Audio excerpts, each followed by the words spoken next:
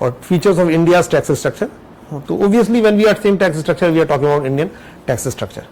So you know, in India, what are important features? Our tax base is narrow or broad? Very narrow. So mention, write down some features. One is narrow tax base. Narrow tax base. How we can say that less than 4% people pay income tax. So less than 4% people. So it's very low. So very less people and companies are paying taxes. Another is complex tax laws. So tax laws are very lengthy and very complex. So complex tax laws. So because of complexity, it increases the scope of litigation and this misuse also. Another feature is excessive exemptions, deductions, rebates. Excessive exemptions, deductions, rebates, etc., which are prone to misuse obviously.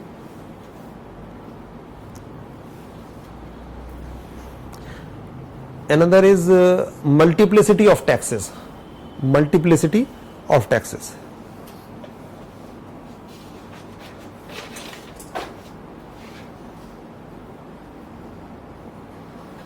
Multiplicity of taxes means we have almost all types of taxes in India. We have the number of taxes are huge actually in India. We have almost all types of taxes in the country. Any other feature? Is it progressive or regressive overall? Progressive. So overall you can say progressive type. Although in every country there is progressive in general. So progressive type. And even we can say because of this complexity and because of this excessive exemption, we can say it is prone to tax evasion. Although because of those factors, prone to tax evasion. So tax evasion is quite high in India, and our taxation is very prone to evasion.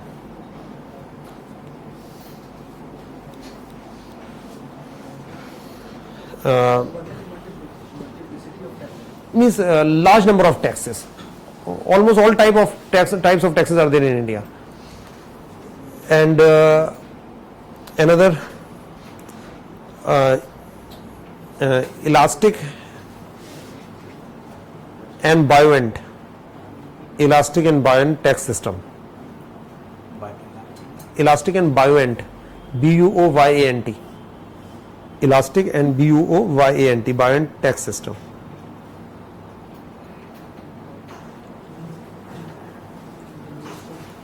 So elastic and buoyant, but not much buoyant, but we can say to some extent buoyant. I'll explain what is the meaning of this. Another is the tax rates are right now the moderate tax rates.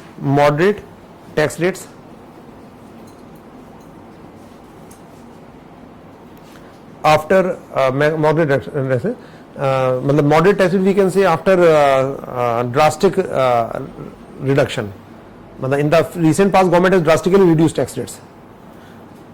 So moderate tax rates, because as I told you earlier, we were having one among the highest tax rates. So it is moderate right now, but that is after drastic reduction.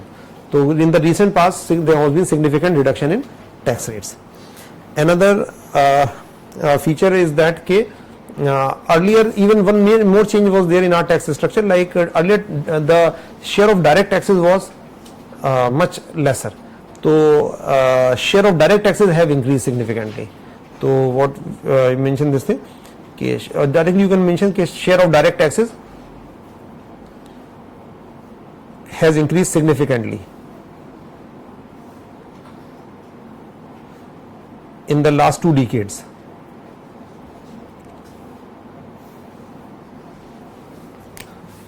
In 1991, the share of direct taxes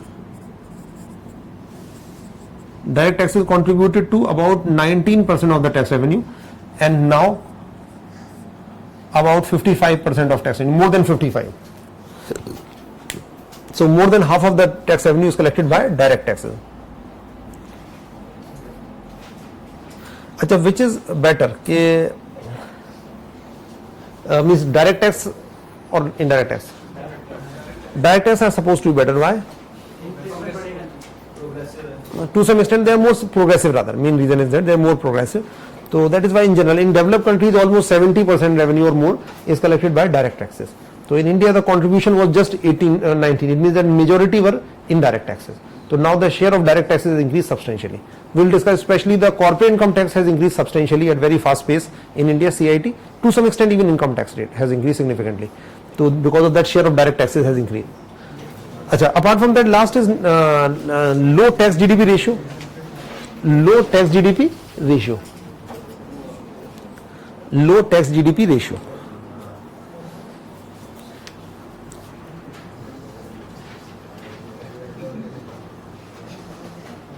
Tax GDP ratio is how much in India? 70%. 70 या 17? बल्कि 16.5 ऐसी कुछ है, 16.5 approximately है. तो it is approximately मतलब 16-17 के करीब है ये, 16.5 अप्रोक्सीमेटली. अच्छा, इसमें but it is centre plus state. You should remember कि इसमें से सेंटर का कितना, you mention this, centre about 10.5 approximately and states about 6%. अच्छा, तो if it may be asked in prelims के tax GDP ratio if they will give centre only then it is about 10-11 के बीच में होवर कर रहा है, और इफ इट इज स्टेट्स का देखेंगे तो अबाउट 6%. ओवरऑल कंट्री का इतना है. अच्छा, it is very low in actually most of the countries. It is much higher. Like जो डेवलप कंट्रीज है जैसे OECD के जो मेंबर है जैसे USA and major European countries, उसमें जो है आई थिंक अबाउट 35 के करीब है ये overall. And even in developing countries it is much higher. So in India the tax GDP ratio is very low. So the problem is that if tax GDP ratio is low, it means that governments have means revenue would be less, then government had to borrow more. So it is putting pressure on government's budget deficits. Apart from that, it is affecting government's developmental expenditure. Because essential expenditure has to be incurred. If revenue would increase, additional revenue will go to what? Developmental expenditure. So it is a very major issue. Achha, and the most important problem is that in the last 2 decades, this has remained by and large stagnant. So there has not been much improvement in tax GDP ratio. मतलब ये 8 to 11 के बीच में hover कर रहा है अभी. उस time से मतलब मार्जिनली इंक्रीज हुआ इन the last 2 decades. It means that despite tax reforms of 91 it has increase marginally only. मतलब अबाउट 8-9 के उस टाइम भी ऐसे रहता था 90s में, अभी भी इतना ही है. मतलब अभी मार्जिनली इंक्रीज हुआ है, समझ लीजिए सेंटर की बात हम कर रहे हैं. तो 8-9 से करीब 10 के बीच में आया है ये. तो it has marginally increase. So this is actually and the reason is that tax system was not actually reformed much. The only tax rates were reduced. Achha, although there was significant improvement in which taxes in India, direct, indirect. Direct में तो बहुत improvement हुआ लेकिन indirect में नहीं हो पाया. That is why the most important reform seems to be GST. उसके बाद chances हैं कि बढ़ेगा. So it means that in near future the tax GDP ratio is expected to increase, which will improve government's finances as well as government's developmental expenditure would increase. क्योंकि जो भी additional revenue आएगी फिर वो development में जाएगी. Essential तो हो चुका है, डिफेंस और पुलिस और बाकी सारा हो चुका है, तो additional revenue go to developmental expenditure. अच्छा, why tax GDP is so low? Question अलग से भी पूछ सकते हैं कि why tax GDP is low. वो सीधा ये सारे पॉइंट ले सकते हो कि वाइड स्प्रेड टैक्स इवेजन है, मतलब क्योंकि बिकॉज कॉम्प्लेक्स टैक्स लॉज हैं एंड कॉम्प्लेक्स टैक्स लॉ जो हमने डिस्कस की ये फीचर, और apart from that lot of exemption deductions की कंपनीज मिसयूज दिस. तो अपार्ट फ्रॉम दैट बाकी इसके अलावा जो लॉ हम इन जनरल रीजन कह सकते हैं लो पर कैपिटा इनकम. जब एवरेज इनकम कम होगी लोगों की तो टैक्स नहीं देंगे, एग्जाम्प्टिव हो जाएंगे. इसके अलावा अनऑर्गेनाइज सेक्टर, तो वो भी रीजन है. Low PCI, unorganised sector, and some reasons are from here itself. तो if this question is that कि tax GDP ratio is too low, what are the reasons, और सजेस्ट सम मेजर्स. तो क्या करना चाहिए? मेजर्स वही है कि टैक्स रिफॉर्म करना चाहिए, हमें टैक्स बेस को वाइडन करना चाहिए, कॉम्प्लेक्सिटी को कम करना चाहिए. वही यू कैन से कि टैक्स जीडीपी उस रेशियो का. एंड गवर्नमेंट शुड एक्चुअली जो इवेजन के लिए एडमिनिस्ट्रेटिव रिफॉर्म्स भी रिक्वायर्ड है. apart from that even relating to this tax administration, like accounting norms should be more stringent, auditing norms etc. for companies. Apart from that economic activities to be promoted in organized sector, means through banking channel especially. So these we can say could be done to increase tax GDP ratio. तो got the point. Okay, so these are features of India's tax structure. अच्छा, इसमें ये जो word है elasticity and buoyancy of tax, तो what is elasticity of tax? We have discussed elasticity of demand. What is elasticity of demand? Change in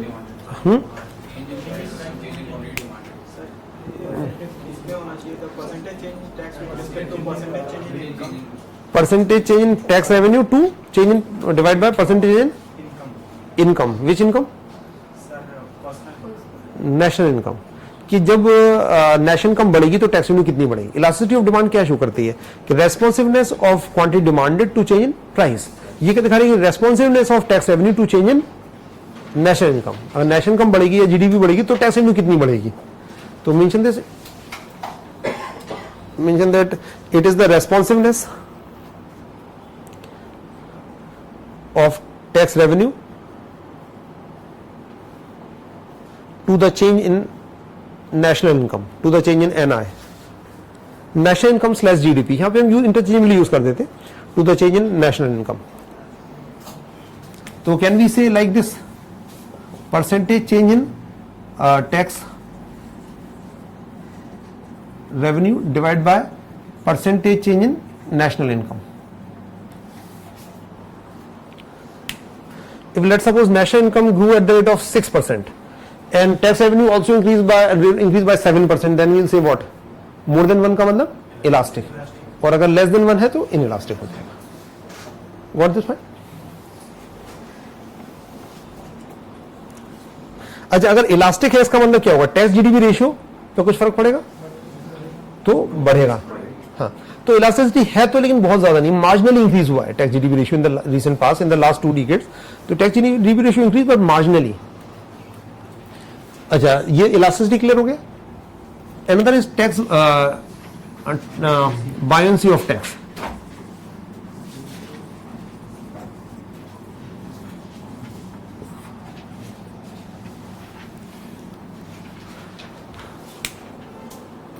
तो mention that it is the responsiveness of tax revenue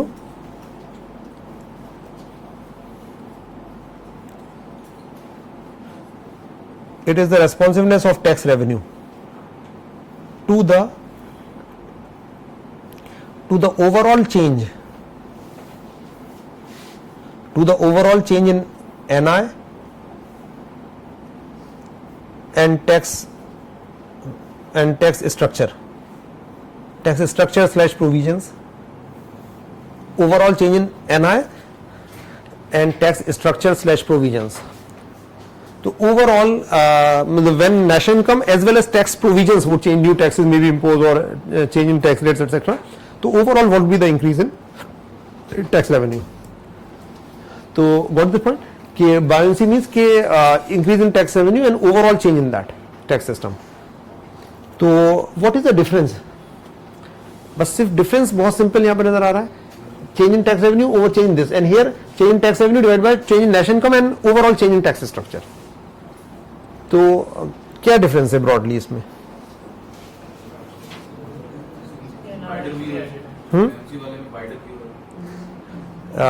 कौन सा easy है calculate करना?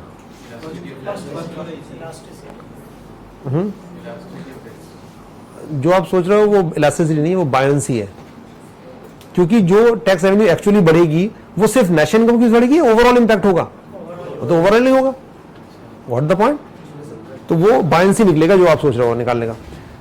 ये अगर निकालना है तो we have to ask finance minister कि don't make any change in tax system, we have to estimate this. मतलब टैक्स सिस्टम चेंज नहीं होगा तो, या फिर अगर चेंज कर दिया then you have to estimate कि if that change might not be made then how what would be the impact on tax revenue. It is difficult or not? Yes, because we have to see not the actual increase in tax revenue. Actually, is overall impact. So we have to see what would have been the increase in tax revenue if government would not have changed, finance minister might not have changed tax provisions at all.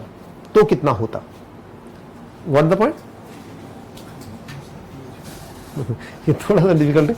मतलब ये दिखाता है कि अगर कोई और change होता, only if national income will increase, tax system, tax rate, everything will be same, then what would have been that increase in tax revenue? ये दिखाता है कि when national income and overall change in tax system, what would be the due to overall impact of national income and change in tax system, what is increase in tax revenue. तो actually जो होगा tax revenue increase वो किसकी वजह से होगा, सिर्फ national income की वजह से होगा या ओवरऑल इंपैक्ट होगा, ओवरऑल ही होगा. तो जो आप निकालोगे वो आएगा buoyancy. For elasticity you have to assume that you have to ask finance minister कि please don't make any change in this budget because we have to next year we have to estimate this, क्योंकि सिर्फ national income होगी, tax system में change नहीं कर रहे हैं. तो नेशनल इनकम की वजह से सिर्फ जो हो रहा है वो इलास्टिसिटी होगी. क्लियर हुआ नहीं हुआ? क्लियर. अच्छा, which is a more desirable feature, high elasticity is better or high buoyancy is better? High elasticity is better और व्हाई? हाँ, ये इंट्रिंसिक फीचर दिखा रहा है, टैक्स सिस्टम की फीचर दिखा रहा है. बायंसी, अच्छा, which would be more sustainable, which is expected to sustain, ज्यादा स्टेबल सस्टेनेबल कौन सा होगा? इलास्टिसिटी होगा. ये फीचर दिखा रहा है टैक्स सिस्टम की, क्योंकि ये ऑटोमेटिक है. यहां तो टैक्स नए लगा दिए तो हो सकता है रेवेन्यू बढ़ जाए. अब कोई हर बार लगा सकती है गवर्नमेंट की, ऐड करती चली जाएगी, या इनिशियल टैक्स रेट बढ़ा दिया तो there is a limit for buoyancy. तो tax mean system might be bind by adding new taxes और increasing tax rate, but there are limits, it can't be sustainable actually. तो but it shows the basic feature of tax system कि automatically जो है वो कैसे respond करेगी रेवेन्यू. तो elasticity is a more desirable feature and it is expected to be stable. अच्छा, एक टर्म और हम डिस्कस करेंगे, टैक्स एक्सपेंडिचर.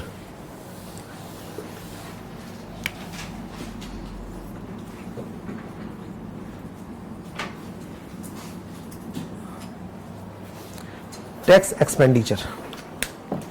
तो what is tax expenditure, any idea?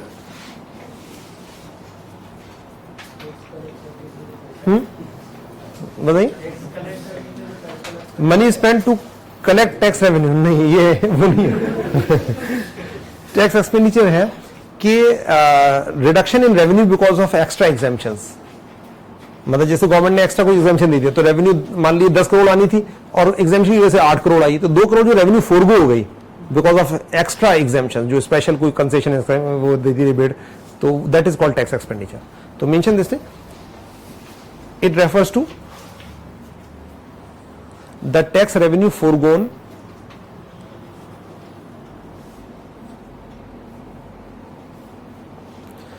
refers to the tax revenue foregone, F-O-R-E-G-O-N, foregone due to special tax provisions like exemptions, special tax provisions like exemptions, deductions, rebates, comma, tax credits, deferrals,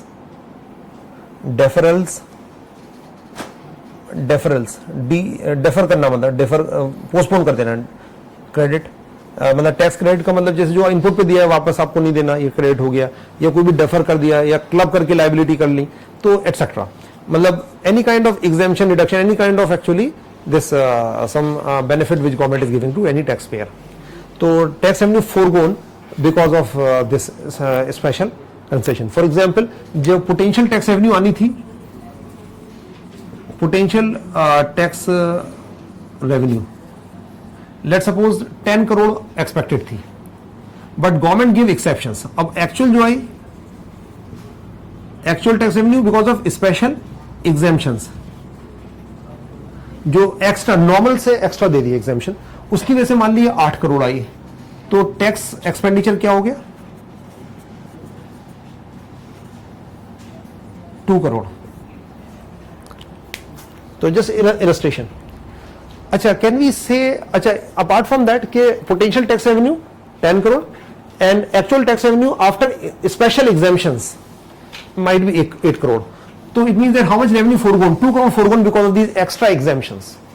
Otherwise, if these extra exemptions might not be given, so can we say the impact of this thing is exactly same like those people who avail these exemptions, those people or sectors, government might have not given them those exemptions. Government might have collected 10 crore and must have spent 2 crore on the well-being of these people who are in exemption. Both are almost same thing or not? जैसे अभी क्या किया government ने, कुछ people या sector पे exemption लगा के उन्हें टैक्स ही कम लिया उनसे. दूसरा ऑप्शन क्या करती है गवर्नमेंट, उन्हें एग्जाम्पशन नहीं देती, पूरा 10 करोड़ लेती है उनसे और बाद में 2 करोड़ उनके वेलफेयर के लिए खर्च कर देती. तो इंपैक्ट सेम होता है, डिफरेंट होता है उनके लिए? सेम ही भाई, आपसे टैक्स में ही छूट कर दे या टैक्स लेके आपके ऊपर ही खर्च कर दे गवर्नमेंट. तो it's a kind of implicit expenditure of government for those preferred tax payers और सेक्टर्स जो भी जिन्हें वो दिया गवर्नमेंट ने. तो मेंशन दिस थिंग कि it is a type of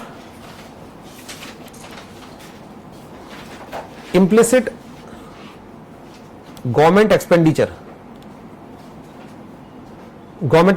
slash subsidy. Subsidy is government expenditure actually. It is a type of implicit government expenditure slash subsidy which is incurred on the preferred taxpayers slash sectors, which is incurred on preferred taxpayers slash sectors. मतलब जिन्हें भी exemption दिए preferred taxpayers slash sectors. तो it is a implicit kind of expenditure. मतलब actual नहीं है, but it is a kind of implicit expenditure. अच्छा, government expenditure जो grant एक तरह का है तो वो subsidy कहलाती है, तो एक तरह की subsidy हो गई. And it is also called tax subsidy. तो also mention that it is also called tax subsidy. तो टैक्स एक्सपेंडिचर में भी कॉल्ड टैक्स सब्सिडी. मतलब टैक्स में सब्सिडी दे दी कि आप ये टैक्स कम दे दो, तो टैक्स सब्सिडी है. तो इम्प्लिसिट एक्सपेंडिचर है, एक्चुअल नहीं, implicit. And how it is calculated? It is calculated on the base of the difference between this and this, कि tax revenue under standard tax system under this and the actual tax revenue. Shall dictate करें? Clear है? So it is actually estimated in terms of the difference between the potential tax revenue under a standard or benchmark tax system and the actual tax revenue in general. Means actual tax revenue under special exemptions. तो इनका जो difference है वो है. Actually, even in mains one question was asked on this because 3 years back government gave lot of you can say rebate to housing sector. तो about 1.5 lakh of means EMI or what people are paying on home loan were already exempted. Means almost 2 lakh were exempted already and 1.5 lakh were additional added. तो up to 3.5 lakh is exempted. Means इसमें कुछ interest का component, कुछ principal का component that is exempted on house loans. So some economists criticize that if government is giving so much actually tax rebate to this sector, then it means that government tax subsidies are increasing.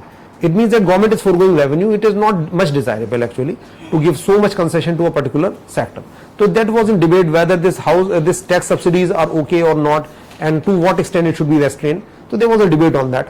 So that is why one question was asked, and they have asked what is tax expenditure and means what are the issues in this tax subsidy tax expenditure relating to housing sector, because government gave significant rebate to housing sector and there was actually a lot of debate over that. So that is why it was asked in means what the point. But what is tax subsidy, the tax expenditure or maybe tax subsidy?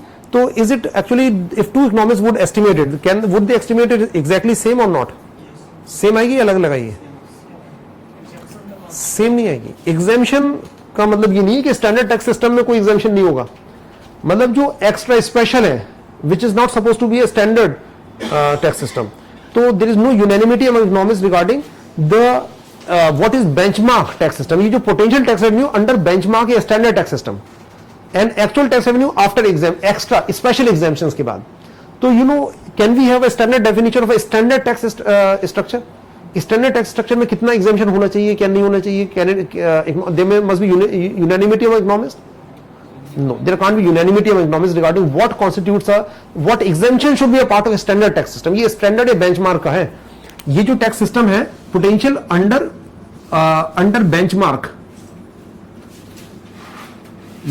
या standard tax system. अब benchmark में क्या standard system में कितना exemption होना चाहिए, क्या होना चाहिए, ये यूनैनिमिटी होगी इकोनॉमिक्स में? नहीं. कोई कहेगा नहीं ये स्टैंडर्ड का पार्ट नहीं होना चाहिए, कोई कहेगा नहीं ये बिल्कुल जेन्युइन नहीं होनी चाहिए.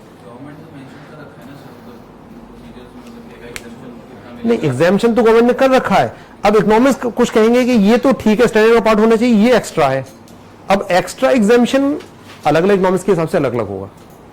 तो there is no unanimity among economics regarding what constitutes this. जब there is no unanimity then can we estimate tax expenditure? क्यों पोटेंशियल टैक्स रेवेन्यू तब आएगी जब हम ये देखेंगे स्टैंडर्ड में क्या होती, what the point of standard क्या होता। वो different economist actually may have different, actually they may suggest different norms for this. कुछ कहेंगे कोई एग्जामिशन स्टैंडर्ड का पार्ट है, कुछ कहेंगे नहीं ये तो एक्स्ट्रा है, बहुत ये नहीं होना चाहिए स्टैंडर्ड का पार्ट, ये एक्स्ट्रा में आएगा। मतलब ये कैलकुलेट क्यों कर रहा है, इसका ऑब्जेक्टिव है कि मतलब कि how much concessions government is giving in taxation, मतलब आर दे जस्टिफाइड और not, they should they be a part of the basic tax structure और नॉट। जो स्टैंडर्ड टैक्स स्ट्रक्चर में होनी चाहिए नहीं होनी चाहिए, उनसे एक्स्ट्रा कितना दे रही है गवर्नमेंट, ये दिखा रहा है। तो अभी जो एस्टिमेट है वो about 30% is tax expenditure in India. तो मतलब normally it is publish in economic survey या बजट में भी गवर्नमेंट प्रेजेंट करती है नॉर्मली कि एक रफ एस्टिमेट जस्ट कि it is expected to be about 30% tax revenue. तो in India tax expenditures are about 30% of tax revenue. मतलब ये नंबर फिक्स नहीं है बहुत, अब ये अलग अलग इकोनॉमिक्स का अलग अलग असेसमेंट होगा। जो फाइनेंस मिनिस्ट्री का असेसमेंट है वो अबाउट 30% है ऑफ टैक्स रेवेन्यू। इसका मतलब क्या हुआ कि अगर ये एक्स्ट्रा एग्जामिशन नहीं होते तो टैक्स रेवेन्यू 30% बढ़ सकती थी।